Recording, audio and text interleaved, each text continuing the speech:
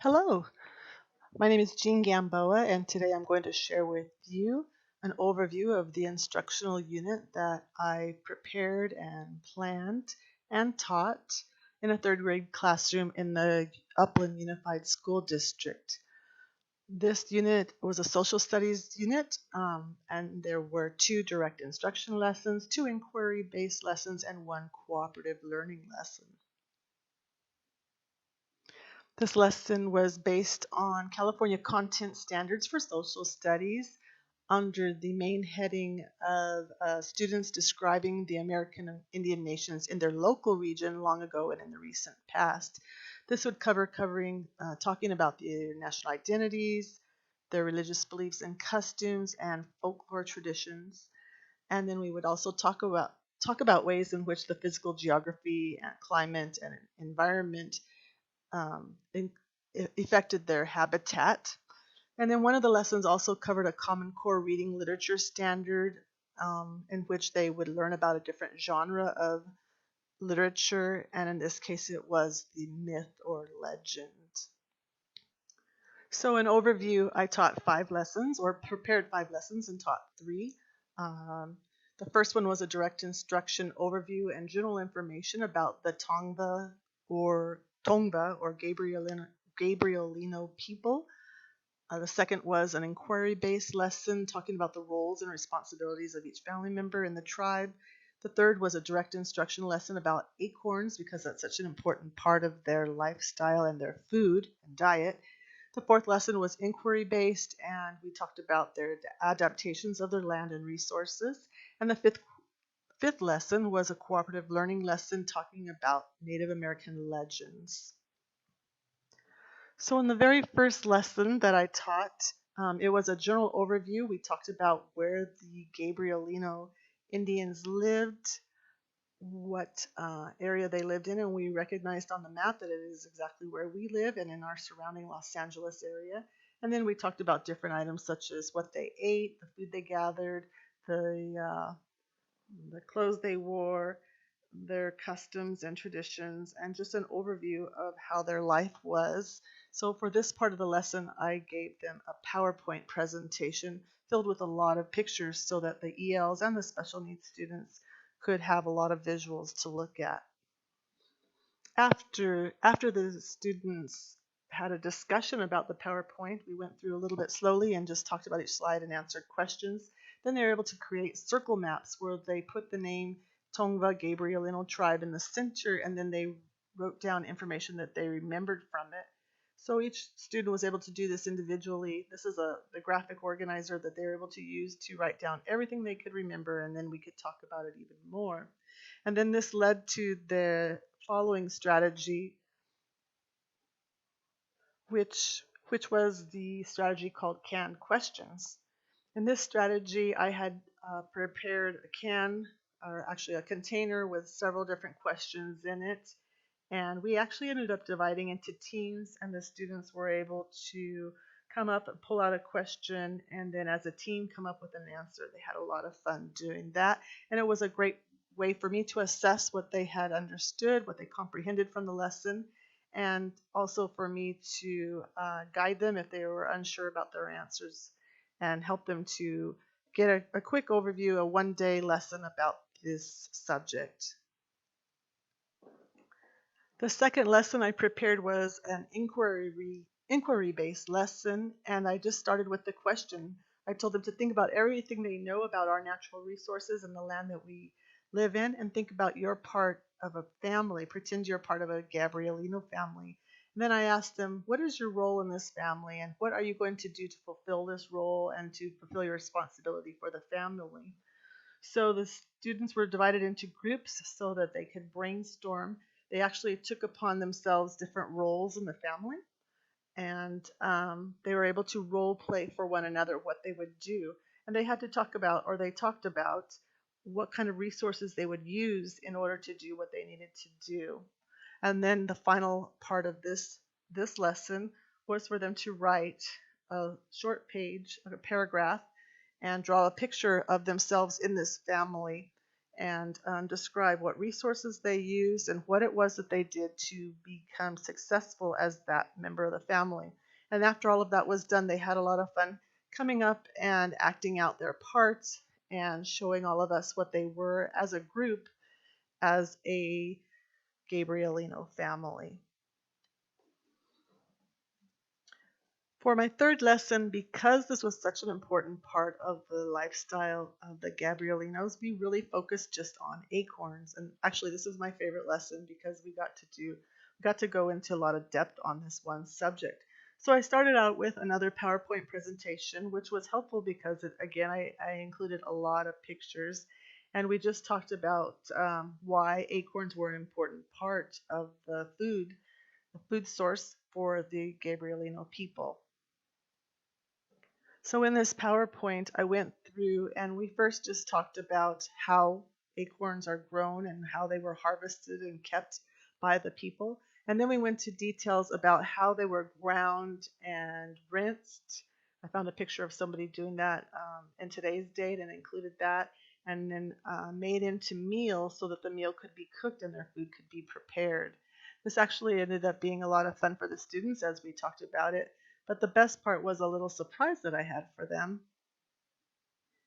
I was able to go online and find someone from back east who was selling acorns that they gathered from the woods behind their house. I found this on eBay, and I was able to, for a really nominal price, purchase a bag of acorns. So after we went through and talked about what we had just learned about all of the uses for an acorn, each student got to have their own acorn, and they were able to touch it and talk about it. And then we again made a graphic organizer where they wrote down everything they knew about acorns and how they were used and what they felt like and looked like. So this activity was really helpful for them in order to understand and use acorns uh, as a Native American, as a Gabrielino member of the tribe. The final activity in this lesson was an acorn sequencing activity that I found. So I passed out to each student of illustrations of the sequence of events that takes place in order to take an acorn from hanging on a tree all the way to cooking it into food. And I passed out this sheet of paper and a blank paper that had numbers 1 through 6 on it. And then the assignment for the students was to color the pictures, cut them out, and then to glue them onto the second sheet in order so that they had the complete process sequenced in order to understand how acorns eventually became food. This is a copy of one of the students who did a really good job on hers, and they had a lot of fun talking about it and putting these pictures in the correct order.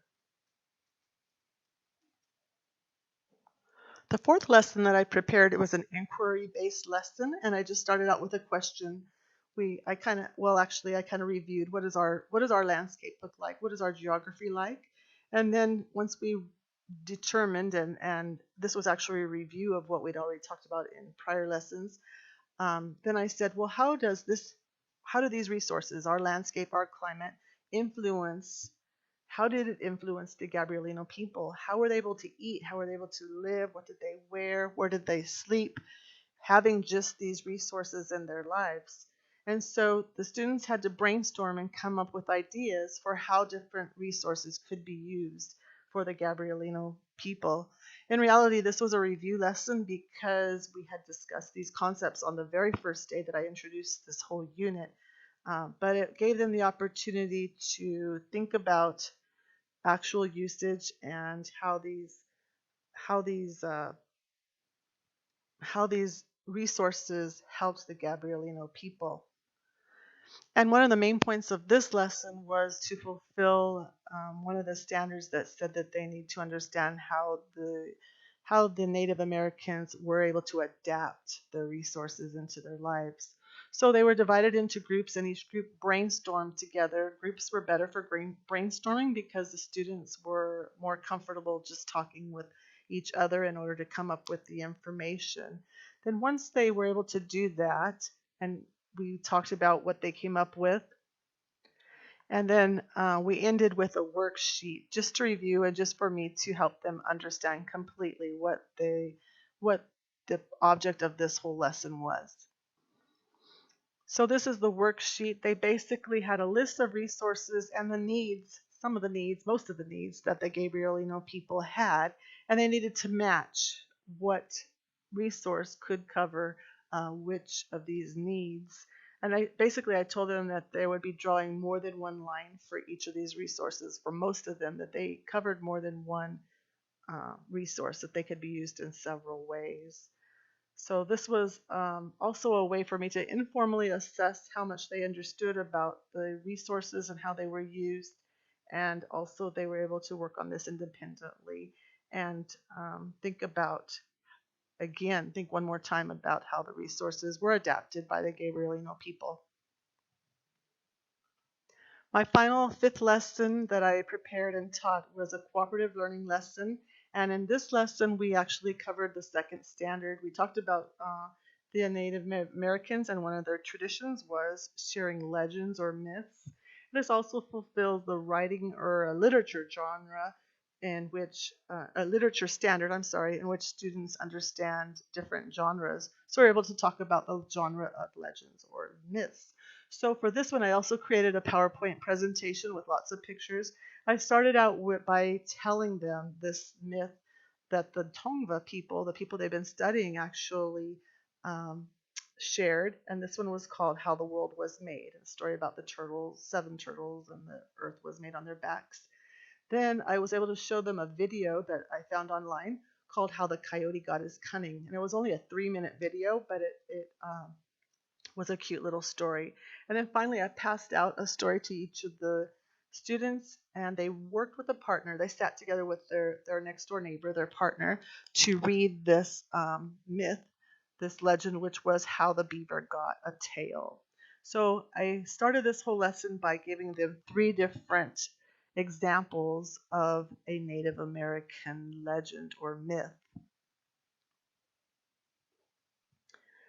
Once we had read or watched all 3 of these legends, then I wanted to really get the point across. So I asked them, what are the elements that each of these stories had in common, trying to get them to understand what the 3 elements of a myth are, explaining, or several elements, explaining how they were handed down orally, how they explained why something is a certain way. For example, how the earth came to be or why the beaver's tail is a flat tail, and then letting them know that usually includes some sort of personification, and but most especially that it explains something that they didn't understand.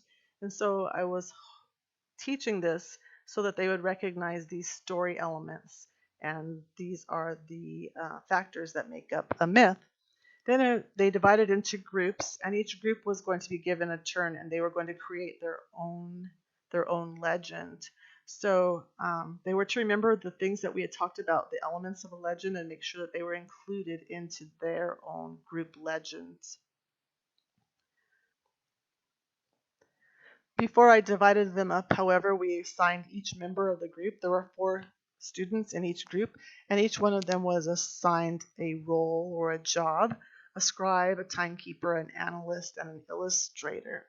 The illustrator and the scribe were actually the person who did the writing and the drawing and coloring. And then the timekeeper was supposed to make sure that each group stayed on task, that they used their time wisely, that they finished in the allotted time. The analyst was supposed to make sure that they stuck to the object of the lesson, which is to make sure that they had the elements of a myth in their story. This ended up being a little bit tricky because the scribe and the illustrator were both really busy, and these 2 weren't as busy. And so if I were to do this again, I would definitely divide it a little bit differently so that the timekeeper and the analyst had more to do and maybe not as much to do for the scribe, perhaps having 2 scribes or maybe making them into smaller groups. I'd have to think about that some more, but it was a learning experience for me because I realized that I need in the future, when I divide into groups and it's a cooperative learning lesson, I need to make sure that the groups have even and or more even and basically similar role jobs to do. So those are my 5 lessons. I love doing it. I especially love planning the lessons and thinking of strategies. And I was a little nervous while teaching, but it went really well, and I learned a whole lot, and it was a great learning experience for me. Thank you.